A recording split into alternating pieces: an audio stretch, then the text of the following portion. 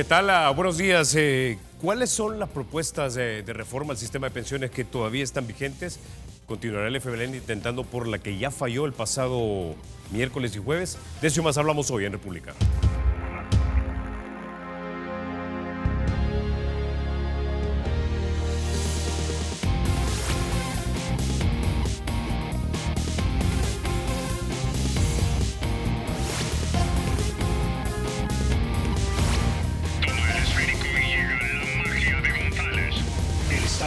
Será siempre libre e independiente y no será jamás el patrimonio de ninguna familia ni persona.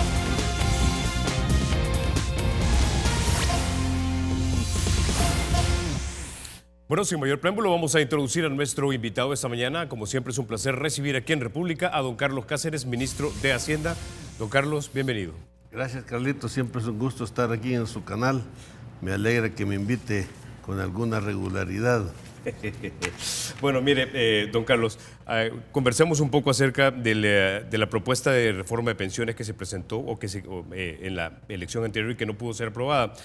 Dos cosas me llamaban la atención, porque ya sabemos cuáles son las grandes categorías en las que se tiene que trabajar, pero dos sobresalieron por lo menos en esta propuesta y quisiera que por ahí empecemos. Uno era el aumento en el parámetro de la cotización de los empleados y lo otro era que parte de ese aumento iba a ser utilizado para crear un fondo colectivo.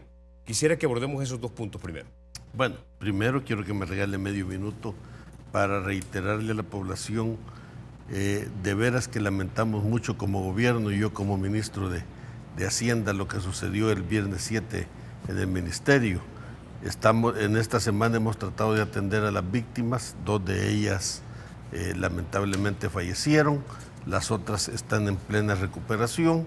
Creemos que solamente tenemos una persona más en riesgos, pero esperamos en Dios que pueda salir.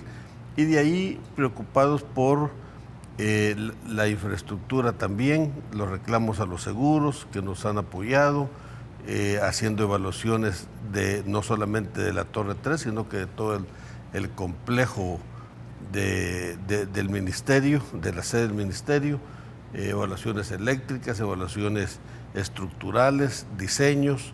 Estamos viendo cómo le bajamos responsabilidades de peso a las tres torres en el futuro. La Torre 3 está clausurada naturalmente, la vamos a sellar y la vamos a forrar para que no haya contaminación en tanto no se limpie y que los otros compañeros puedan entrar. A nadie se le ha obligado a llegar a trabajar a eso. El que voluntariamente desee llega y lo hace. Se han trasladado las principales colecturías y otros lugares de la sede, así es que estamos trabajando arduamente en eso. No se termina, fue un siniestro muy lamentable, ¿verdad?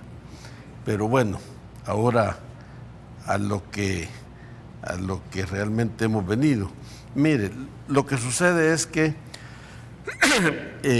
en el tema de cualquier reforma de pensiones no crea que hay mucho donde hacer variaciones. No es cierto que hayan variaciones. La misma deuda es la que hay que ver cómo se paga y hay que ver quién la paga. Aquí lo único novedoso, como decía un actuario que nos visitó hace unos días, es el 2% de incremento a la cotización. De ahí lo que hay es pasar de un fondo a otro, pasar una cotización de otro, una responsabilidad a otra. En general, lo que ha hecho el gobierno es tratar de desligarse de la propuesta que hicimos el año pasado para pegarnos a la propuesta de la ICP. Yo diría que ambas propuestas son similares. Por ejemplo, la cotización tiene el 15%, la variación, y ambas propuestas tienen un fondo solidario, un fondo común, como lo quieran llamar. Quiero decirles que ese fondo solidario, en el caso de la ICP voy a referirme, es del 5%. Esa cotización nueva que hacen del 5% la hacen los mismos cotizantes, trabajadores, pero ojo, los beneficios de ese fondo no le llegan a ellos mismos. Por eso es que yo hace unos días dije que si confiscatoria le dicen despectivamente a la propuesta que nosotros hemos hecho, tan confiscatoria es la otra, porque los que cotizan no son los mismos beneficiarios. Por ejemplo, dicen que nosotros nos queremos llevar un porcentaje de los ahorros de los trabajadores. Ellos también se lo llevan. 3.633 millones de los ahorros de los trabajadores pasan a ese fondo conservador que dicen, pero ese fondo conservador, una vez llega a ese fondo común del 5%, ahí se queda. O sea que realmente, si confiscatorio es pasar una parte de otra, aquí están confiscando ellos también. Miren, esto de las propuestas no varían mucho. Fíjese que de ese 5% ellos no les retribuyen en nada, pero en nada les retribuyen a la pensión de los trabajadores. Precisamente por eso hoy día ahorran en su sector privado, ahorran 10.8% y lo bajan al 8%. ¿Qué sucede? Que la pensión baja del 55%, baja al 30%. Eso lo van a ver los pensionados, los cotizantes cuando se vuelvan pensionados. ¿Por qué razón?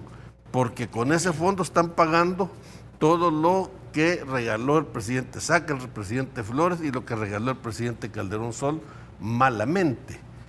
Entonces, nosotros vimos que, y además de eso no le daban ninguna consistencia al sistema de pensiones en conjunto. Entonces, ¿qué se pensó? Reformar la propuesta que nosotros ya habíamos hecho.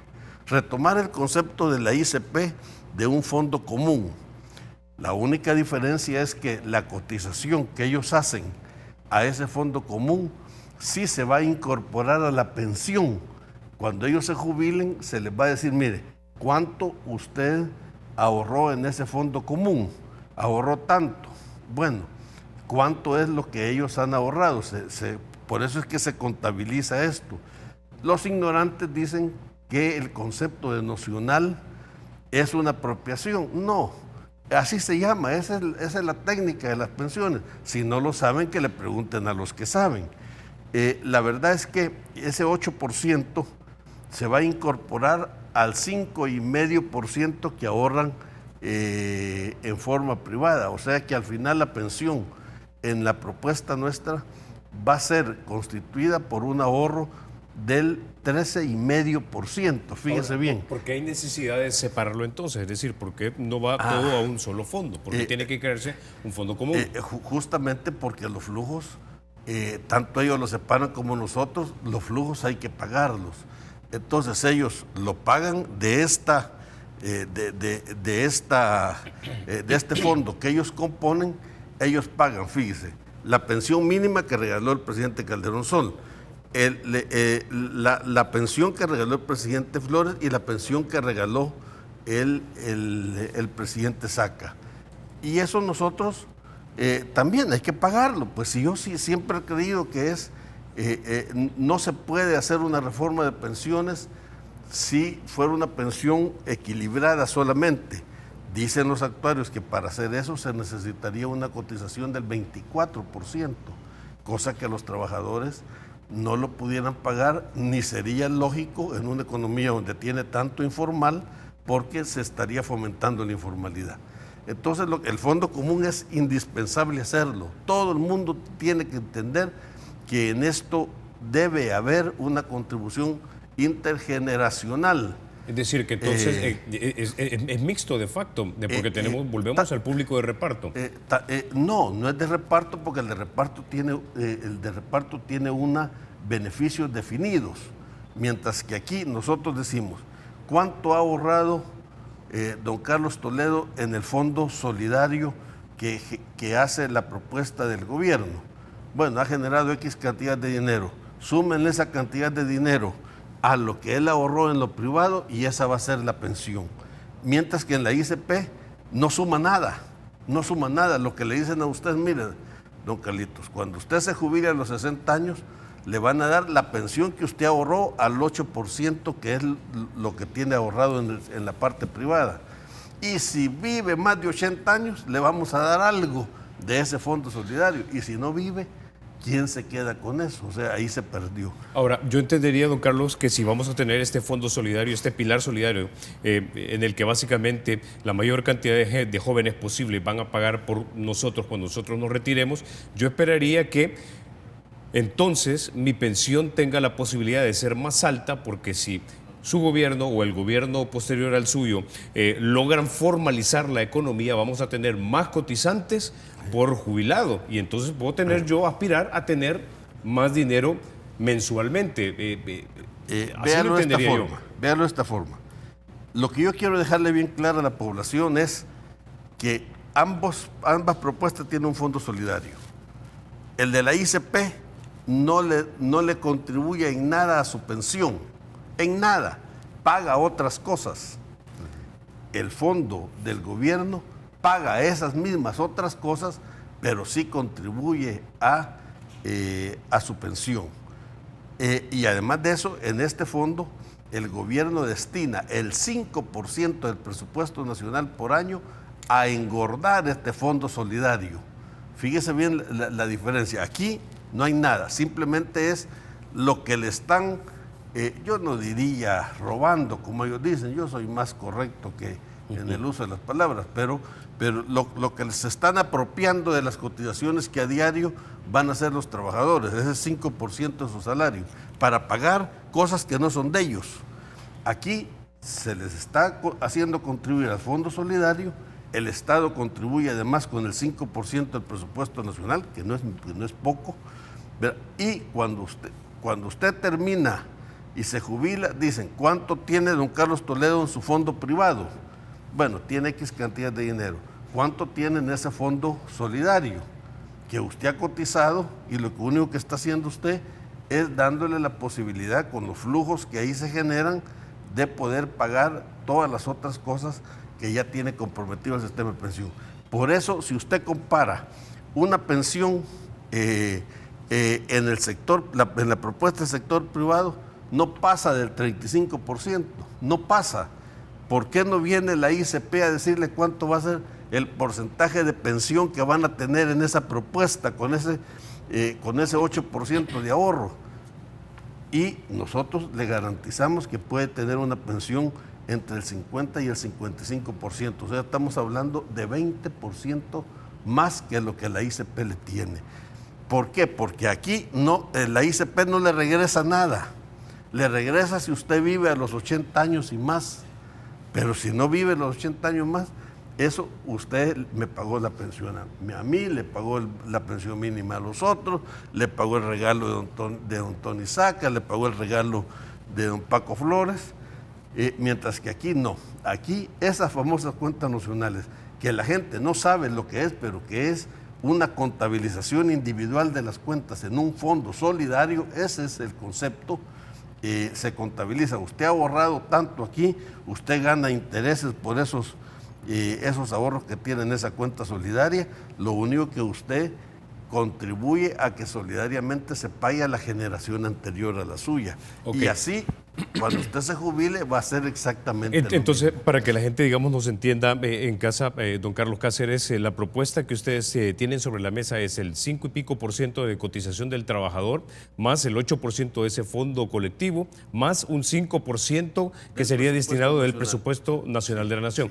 Y eso le da la oportunidad, para que la gente entienda en casa, de que yo pueda tener una mayor pensión, porque obviamente de este 8%, por ejemplo, del fondo colectivo, si logramos formalizar la economía y logramos tener más cotizantes, eso de alguna manera... No necesariamente eso. Aunque la economía no se formalice, usted va a tener su 8% que ha contribuido al Fondo Solidario, lo va a tener siempre a nombre suyo.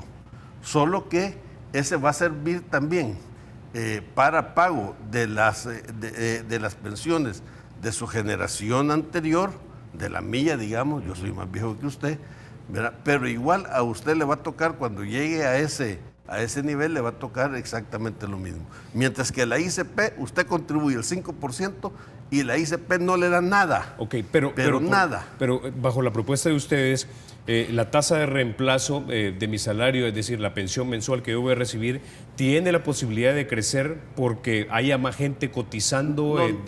Eso ayudaría, pero no necesariamente. Aunque no haya más gente, usted va a tener una pensión que va a servir el 5,5% que tiene en un fondo privado, más el 8% que entra al fondo solidario. Sume esto y sobre eso se le calcula su pensión. O sea, sobre 13,5% de su salario, lo que le va a dar una pensión equivalente entre el 50 y el 55%. Mientras que en la ICP solo va a tener sobre el 8%. El 5% que contribuye al fondo solidario de ellos se perdió. Okay. Esa es la diferencia. Entonces, para que la gente entienda, en la casa, básicamente por cada $100 que yo hacía cuando trabajaba, voy a recibir entre 50 y 55 dólares, ¿no? Con la propuesta en de la ustedes. propuesta del gobierno. En la nueva propuesta del gobierno, que es un acercamiento a la propuesta de la ICP para que hablemos el mismo lenguaje. Fíjese que ahora estamos hablando el mismo lenguaje. Aquí dicen que hay apropiación, aquí hay apropiación de fondos. Aquí hay traslado de ahorros, aquí ellos trasladan 3.600 millones de lo que tienen ahorrado, ya lo pasan, solo que lo disfrazan y dicen en un fondo que va a estar ubicado en ese fondo solidario, y ese va a ser un fondo que vamos a llamar conservador, pero lo pasan, es cierto que lo pasan. Ahora, vamos a este otro punto que es bastante... Perdón, y la pensión aquí solo va a ser no sobre 13,5% como lo estamos proponiendo nosotros, sino que sobre 8%. Por eso la pensión aquí va a ser del 50-55% y aquí va a ser del 30-35%. Mire, que les digan la verdad, yo creo que es bien importante esto, le pueden decir un montón de cosas ahí, pero lo cierto es esto que le estoy diciendo. Ok, aquí tengo un par de comentarios que ya se los voy a hacer porque caen dentro de la gran categoría de la administración, pero antes de eso quiero ir a este punto, que es también lo que comúnmente escuchamos en radio o vemos en televisión o lo vemos en los diarios, es lo de el famoso gran robo a las pensiones, ¿no? Entonces, bajo la actual propuesta del gobierno, ¿el gobierno mantiene la obligación legal frente a los que en algún momento dado le prestamos para pagarle a los cotizantes, claro, o se anula la deuda? No, eso quiero, y gracias que me lo dijo. Además del 5%, además del 5,5% que ellos cotizan, además del 8%, con la contribución al Fondo Solidario del 5% del presupuesto nacional, que año con año la población está contribuyendo a ese Fondo Solidario, porque no es el gobierno, es la población está contribuyendo a ese Fondo Solidario, va a pagar la deuda que ya tiene acumulado el gobierno con los certificados de inversión previsional. La va a pagar. Por eso es que nosotros calculamos que lo que le va a costar al Estado o lo que le va a costar a la población, no solo ese 5% del presupuesto, va a llegar a ser a niveles del 13%. Eso es lo que va a llegar a ser. Además del 5% está una cantidad mayor, que es la que va a servir para pagar las deudas, las deudas que actualmente se han acumulado con el Fideicomiso de Obligaciones Previsionales. Ok, entonces para que estemos claros, bajo la propuesta actual del gobierno, el gobierno va a seguir honrando la deuda que ya contrajo desde los tiempos del presidente. Esa deuda, Francisco pese Flores, a que es una deuda que se originó infamemente, ¿verdad? No sé si después va a querer comentar algo. El Estado la ha hecho uso para pagar pensiones y va a honrar eso. No, en eso no tenemos ningún problema, ¿verdad? Ok, quiero tocar otro punto también porque ya aquí en República el doctor Héctor Dada nos ha dicho que de facto tenemos nosotros hoy día un sistema público de reparto. Lo único que tenemos en medio es un mecanismo artificial creado legalmente llamado fideicomiso. A través se intercambia el dinero y el gobierno entonces se convierte en deudor nuestro. Entonces básicamente los jóvenes seguimos pagando las pensiones de los jubilados. Quiero que pongamos en pantalla algo que dijo porque eso tiene que ver también con lo del famoso gran robo y esto fue algo que me sorprendió de haberlo leído en la cuenta oficial de quien fuera expresidente del Banco Central de Reserva. No es un hombre considerado de izquierda en este país, es el ingeniero Mauricio Chusí. Quiero que pongamos en pantalla lo que él dijo. El ingeniero Chusí habría dicho lo siguiente, refiriéndose al gran robo. El gran robo se habría dado en 2006, dice, cuando se creó el mecanismo del fideicomiso de obligaciones previsionales. Don Carlos. Y mire, los dos economistas son personas inteligentes. Héctor, creo que los dos vienen del mismo tronco de ser social cristianos. Héctor conserva su ideología social cristiana. Don Mauricio cambió, no sé por qué razón, pero cambió. Él era un hombre progresista, era un hombre consecuente en los años 80, de la democracia cristiana. Fue un hombre activo en las reivindicaciones democráticas de los años 80. Después cambió, no sé por qué, pero esa es una explicación que yo no la tengo que dar, la tendrá que dar él. Pero ambos son inteligentes. ¿Qué dice? Primero voy a comentarle lo que dice el ingeniero Chusí. El gran robo se dio en el año 2006. Claro que el gran robo se dio en el año 2006. Estamos de acuerdo. Él pregunta quién lo hizo. Yo voy a mencionar solo por ilustración.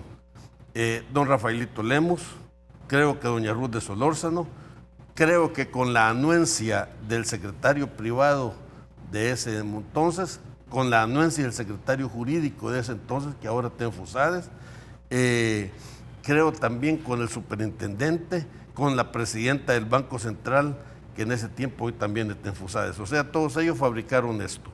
Y lo fabricaron para 3 años y ha durado 12 años. Imagínense esto. ¿Qué hacían ellos?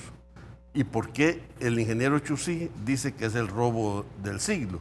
Porque le quitaban de las cuentas individuales obligatoriamente, y eso lo diseñó Arena, los gobiernos de Arena lo diseñaron, le quitaban de las cuentas para meterlos en un fideicomiso común, digámoslo así, y ese fideicomiso común es el que pagaba las pensiones.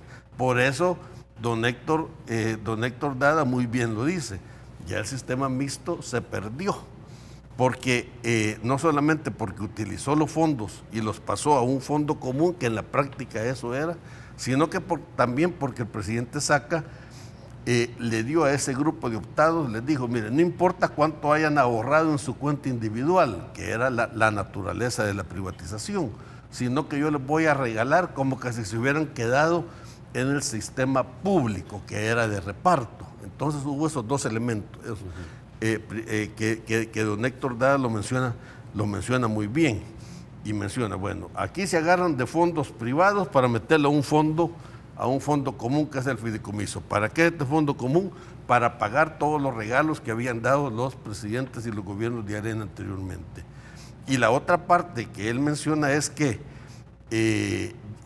a los pensionados privados como yo me pasé a la AFP Crecer, pero no importa lo que yo haya cotizado en la AFP Crecer, sino que me dice el presidente Saca, yo le voy a dar su pensión como que si usted se hubiera quedado en el sistema público.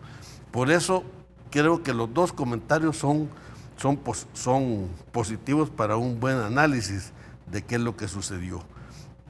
Uno es lo que dice el ingeniero Chusí, que dice que ahí fue el gran robo. ¿Por qué? Porque le metieron la mano a los cotizantes.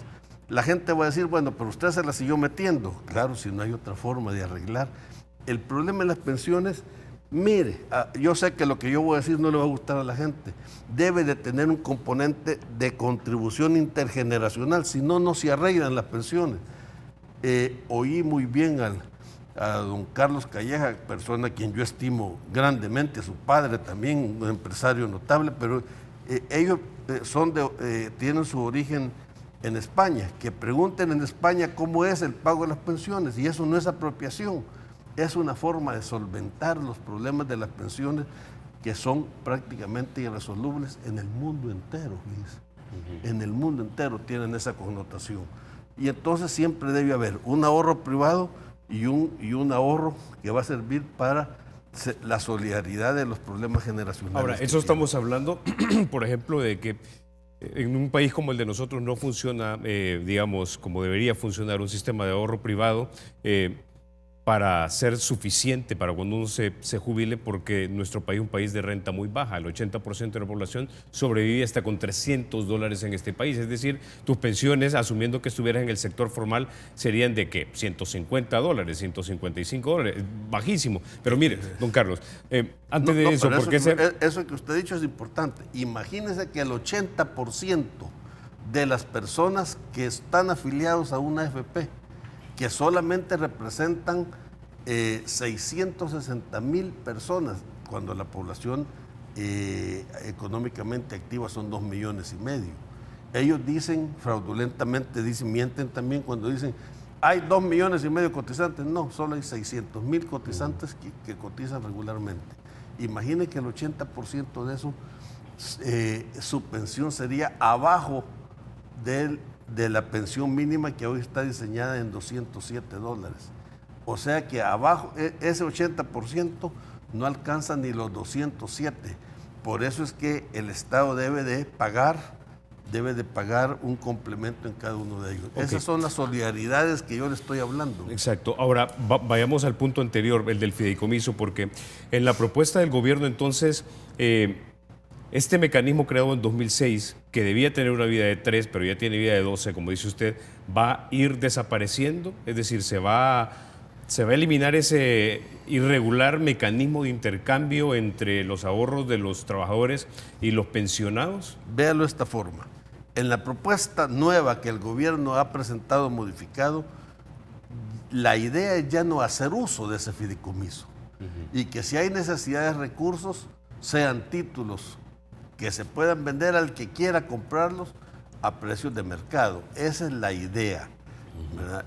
Y es justamente lo cual nosotros creemos que podemos lograrlo con la propuesta que nosotros hemos hecho.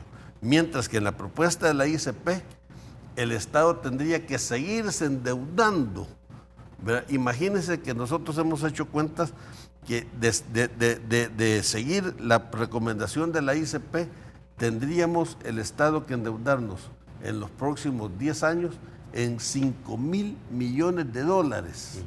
5,000 millones de dólares, o sea que el espiral de la deuda no se detiene.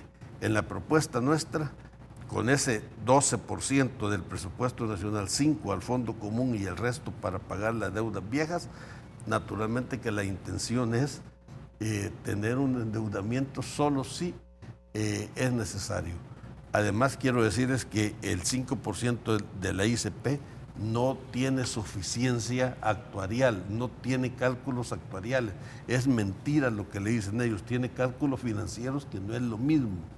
Aquí nosotros estamos validando actuarialmente todos los cálculos que estamos haciendo. Ahora, don Carlos, tengo que ir a la pausa, pero tengo un par de preguntas que se me quedan en el tintero sobre este punto para ver si el gobierno realmente va a ser capaz de pagar las pensiones bajo la propuesta que el gobierno está haciendo. Pero se la hago en unos minutos. Antes de eso tengo que ir a la pausa. Pero antes de eso también déjeme contarle que para facilitar sus transacciones, el Banco Promérica ahora cuenta con una banca móvil en la que además de ahorrarle tiempo podrá hacer pagos de préstamos, tarjetas, servicios y transferencias entre cuentas. La aplicación de la banca móvil es gratis y está disponible desde las tiendas Google Play y también del App Store. Ya volvemos.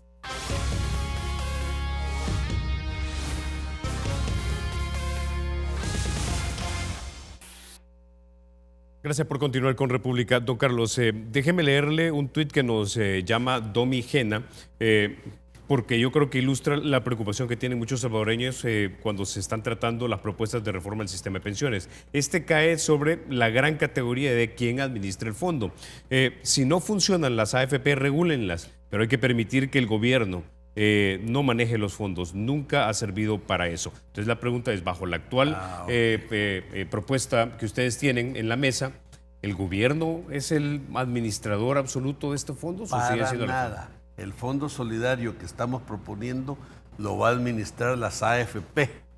Le estamos regulando la comisión a las AFP. En lo de la ICP ellos conservan su comisión. Ellos no pierden su comisión. Dicen que se van a reducir de 2.20 a 2, pero en el fondo, como están administrando más cosas, están ganando mucho más. En el fondo que nosotros estamos proponiendo, en el sistema que estamos proponiendo, se le baja la comisión a 1,5% y de ahí tiene que salir el seguro. Pero tiene razón, aquí hay que generarle un poco, no me gusta la palabra de la confianza, porque la confianza se ha vuelto demasiado ideologizado, pero para generar tranquilidad a la población, voy a usar ese término tranquilidad, este fondo solidario lo va a manejar, lo va a calcular, lo va a recibir y lo va a pagar las AFP, solo que lo va a manejar separaditos para que se controlen ellas también, ¿verdad? Ok. Ahora hablemos de la sostenibilidad de este sistema, porque algo de lo que me preocupó, o digamos me dejó un poco intrigado, es si efectivamente el gobierno va a poder cubrir con todas sus obligaciones de aprobarse la propuesta que ustedes han puesto sobre la mesa. Porque sabemos que anualmente en este momento en El Salvador se pagan 600 millones de dólares anuales en concepto de pensiones a la gente que está jubilada. Esto sube hasta el 2024 y luego tiene un pico hacia abajo, ¿no? Ahora, en concepto de esos 600 millones que pagamos anualmente, más lo que ya pagamos en años anteriores, pagamos anualmente más de 200 millones de dólares. Eso también va a subir. Entonces usted me estaba diciendo que del 5 y pico por ciento de la cotización del trabajador, más el 8% del fondo colectivo, más el 5% del presupuesto general de la nación, con eso básicamente podemos pagar los 600 millones de dólares más las obligaciones que suben hasta el 2024 y no sé si vamos a poder pagar esos pagos anuales en concepto de lo que ya nos prestaron. Vea lo siguiente, yo creo que es bien importante. ¿Qué es lo que nos sucede ahora? Nosotros tenemos que pagar del presupuesto nacional en efectivo, de hecho estamos pagando alrededor de 230 millones actualmente, que va a subir eso en el futuro si la deuda sigue subiendo. En la propuesta nuestra la deuda la vamos a detener. Pero estos 230 millones salen del presupuesto nacional, se pagan en efectivo. Pero además de eso, el Estado asume una deuda, digámoslo así, este año de 600 millones de dólares. 400 millones para pagar al viejo sistema SPP, pero hay 200 millones que van creciendo, fíjese lo que le digo, por los regalos que dieron los expresidentes areneros a los cotizantes privados. ¿Y por qué dieron estos regalos? Tal vez hay que decirle, porque los cálculos que hicieron al privatizar en el año 1998 no fueron para nada suficientes y las pensiones con la dolarización, la rentabilidad bajó tremendamente eso. Entonces no era, como las pensiones no eran buenas, había que hacerle regalos a la gente, subsidios, que es lo que ahora hay que buscar cómo se pagan. Entonces, ¿qué es lo que sucede con la propuesta? Bueno, actualmente para dividir hay 230 millones que representan un 1% del PIB, más 600 millones que asumimos, que representa más o menos 1,5% del PIB. Es el que se adquiere en deuda. Ahora con la propuesta nuestra, el fondo solidario va a pagar la totalidad de las obligaciones que se tienen en el sistema de pensiones en su conjunto y únicamente el presupuesto va a seguir pagando esto más el 5% de esto. Es decir, del presupuesto, ese 5% del presupuesto general de la nación va a salir el pago de los 280 millones de dólares anuales en concepto de lo que ya nos prestaron. Va a salir, pero no solamente eso, sino que se va a pagar, más o menos viene siendo alrededor de esos 500 millones de dólares al año que nosotros tenemos que incluirlo en el presupuesto de la nación para pagarlo, y lo que no podamos adquirirlo tendremos que asumir deuda a tasas de mercado. Si las AFP quieren comprar, comprarán; si no quieren comprar, no comprarán. Estoy seguro que van a comprar porque no tienen dónde invertir su dinero, pero lo cierto es que la idea es tener suficiencia para el pago de ambas obligaciones. La obligación del 5% más la obligación que vamos a tener para pagar este fondo. Ahora, este fondo de deuda antes de ir a cuestionarle un poco de si se va a tener o no el dinero para los 280 y pico de millones en concepto de lo que ya nos prestaron, ese fondo del 8% colectivo que serviría para pagar las pensiones de los que ya están jubilados, si en este momento este sistema estuviera funcionando, quiere decir que de ese fondo colectivo estaríamos pagando los 600 millones de los jubilados este año. En la práctica eso es. Ahora, en la práctica eso es. ¿No estarán haciendo cuentas alegres? Es decir, en el sentido de que vamos a tener más gente formal, por un lado, y dos, que la gente va a ganar más dinero. Es decir, usted mismo me ha dicho que va a crecer la obligación de pensiones hasta el 2024. Es decir, hoy son 600 millones, el otro año quizás van a ser 900, el siguiente quizás van a ser 1.200. Es decir... A ver qué sucede. De aquí al 2024, el sistema público viejo puede subir, 2023. Pero de ahí se empiezan a morir. Y de manera que eso va disminuyendo permanentemente. Durante disminuyan en esto, entonces hay otras obligaciones que tiene el Fondo Solidario que va creciendo. Por ¿Pero de aquí al 2024, don Carlos? Sí, los cálculos se han hecho, los cálculos preliminares se han hecho, cálculos que están similares a los cálculos que ha hecho la ICP. ¿Y qué factores han tomado ahí? ¿Crecimiento económico, cantidad de personas en sector formal, mejores salarios? Fíjese que se ha calculado el incremento de la población, el incremento de la tasa de mortalidad, los salarios, se ha estimado cuánto puede ser la inflación que puede afectarlos, cuánto puede ser la incorporación al sector laboral, y ahí no se hacen cuentas alegres, se hacen cuentas tristes. ¿Por qué? Porque el sistema de la formalidad, por ejemplo, no es un tema alegre, es un tema triste. El país tiene una informalidad grande. La gente lo ve con preocupación la informalidad. Yo veo con preocupación la informalidad de los grandes, pero la informalidad de los que están en la calle, en sus garajes, en sus casas, lo veo con alguna alegría, porque si no, esta gente de qué pudiera vivir, ¿verdad? Si ni lo absorbe el sector público, pero tampoco lo absorbe el sector privado, que es el empleador por excelencia. Ok, ahora, alguien le podría preguntar a usted, ¿qué garantía tenemos que el gobierno, en efecto, ese 5% del presupuesto general de la Nación lo va a destinar para pagar esa deuda que tenemos con los pensionados de 281 millones de dólares al año en este momento? Porque ya se vio que tuvimos problemas en abril y que ya estábamos empezando, o podíamos haber tenido problemas en julio, es decir, de caer en ese impago.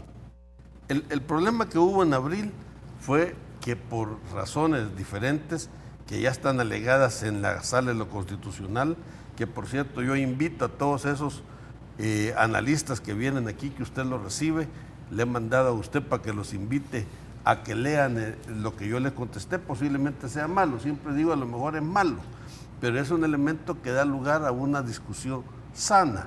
Yo no he oído a ninguno de ellos, he oído al tuitero don Rafaelito Lemus, he oído que dice frases sueltas, pero no, hay que agarrar conceptos.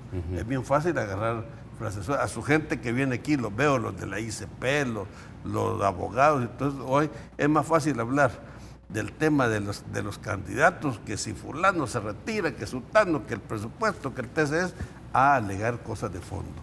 Estoy equivocado en lo que yo planteé, pero que me lo digan técnicamente, vamos a ver si es cierto. Entonces, todo esto se debió en abril porque, por razones que ahí se expresan técnicamente, no se incluyó en el presupuesto, y técnicamente porque estaban siendo financiadas por otro sistema, otra forma de verlo, que lo iba a financiar el FOP sin ni siquiera pasaran los recursos al sistema presupuestario del país, ni siquiera al Ministerio de Hacienda, ni siquiera al sistema de las instituciones públicas financieras. Ellos iban a hacer un movimiento de fondos ahí. No se dio, y por eso es que tuvimos el problema, porque Arena, a pesar que es el que ha promovido este robo del siglo, que dice el ingeniero Chusí lo dice, no lo digo yo avalo lo que él dice, ¿verdad?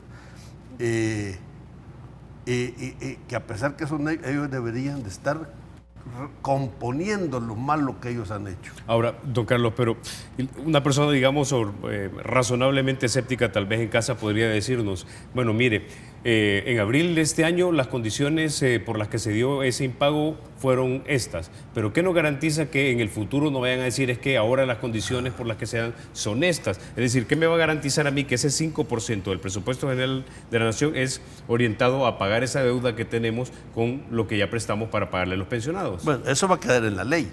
Okay. Eso va a quedar en la ley. En la misma ley de reforma que hemos pasado dice que del presupuesto se tendrá que agarrar un 5% de eso, y ahí mismo dice que se tendrá que incluir el pago complementario que se tiene con el fideicomiso de obligaciones provisionales. Ahí lo dice. Mientras que la propuesta del sector privado no dice si son suficientes los fondos o no son suficientes los fondos. Ellos lo dicen. Y mire, eso que dijeron de que el Banco Mundial ha avalado. El Banco Mundial sacó un anuncio en los medios. Un capo pagado. No puedo, por razones obvias, no puedo leerle lo que el director del Banco Mundial me puso en un Twitter. Posteriormente pues, lo podemos comentar fuera de cámara, pero no es cierto lo que ellos dicen.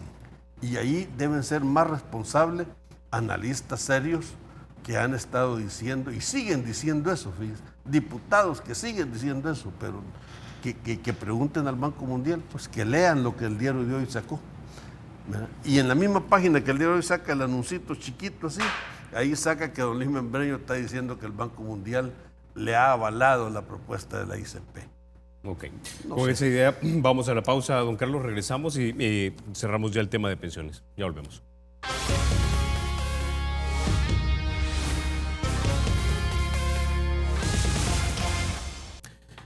Bueno, llegamos al final de República, don Carlos, pero quizá antes de cerrar el programa, una pregunta muy breve, porque me lo hacía un televidente y me pareció que mucha gente debe estar ahí.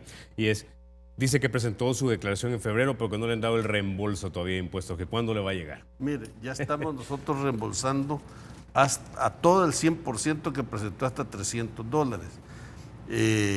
Creo que ya en los próximos días pasamos de 300 a 500. Este proceso lo terminamos siempre en agosto o septiembre. Okay. Ya, y luego empezamos a pagar pocos de 500 a 1000. Los de 1000 tienen que llegar a solicitarlo porque tienen que constatar que su declaración es fehaciente. Por ejemplo, se deducen los $800 de educación. Yo no le pido los recibos, pero para devolverle tienen que llevar sus recibos, o en educación o médico. Entonces ese es el procedimiento, por eso terminamos allá en el mes de septiembre, terminamos esto. Okay. Todos los años ha sido así. Listo. Con eso terminamos entonces, don Carlos. No me resta más que agradecerle que haya estado usted esta mañana aquí en República. A mí me alegra haber estado con usted y me alegra que me ha hecho preguntas que no me hicieron pelear.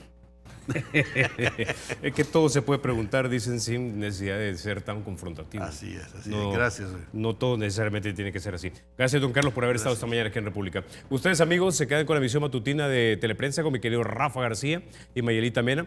Soy Carlos Toledo, gracias por vernos. Recuerden, la República es de todos, hay que cuidarla. Rafa, Mayela. Hola, Carlos Toledo, muy buenos días y desde luego un saludo muy cordial y respetuoso para el ministro de Hacienda. Nosotros estamos listos ya en este 17